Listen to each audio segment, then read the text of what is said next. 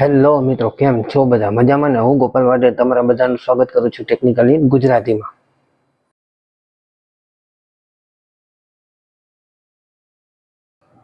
તો મિત્રો, સૌપ્રથમ સ્ટાર્ટ કરીએ. કેન્ડલ એટલે શું? કેન્ડલ એટલે બીજું કંઈ નહીં પરંતુ કોઈ ચોક્કસ સમયગાળા દરમિયાન થયેલા ભાવની વધઘટ દર્શાવતું ચિત્ર એટલે કેન્ડલ. કેન્ડલ બને કઈ રીતના? ધારી લો કોઈ શેરનો ભાવ માર્કેટ ચાલુ થયો ત્યારે 450 છે, તમે જોઈ શકો છો. હવે એને આપણે ઓપનિંગ ભાવ તરીકે કહેવાય છે. ત્યારબાદ ખરીદદારો આવે છે અને ભાવને 500 સુધી લઈ જાય છે ખરીદી કરી એટલે એ તે દિવસનો ભાવ હાઈએસ્ટ એટલે હાઈ ભાવ થયો. ત્યારબાદ વેચાણ કરવા વાળા ટ્રેડર આવે છે અને ભાવને 425 સુધી લઈ જાય છે, તો તે આજનો લોએસ્ટમાં લોએસ્ટ ભાવ થયો.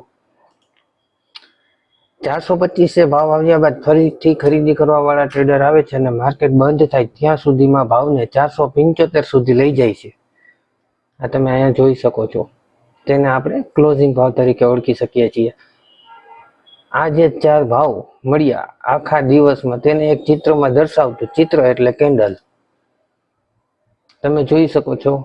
તેને આપણે કેન્ડલ સ્ટિકમાં આવી રીતના રિપ્રેઝન્ટ કરી શકાય. આ 450 છે એ ઓપનિંગ ભાવ છે, 475 એ ક્લોઝિંગ ભાવ છે, 425 છે એ લોએસ્ટ ભાવ છે અને 500 છે એ હાઈએસ્ટ ભાવ છે.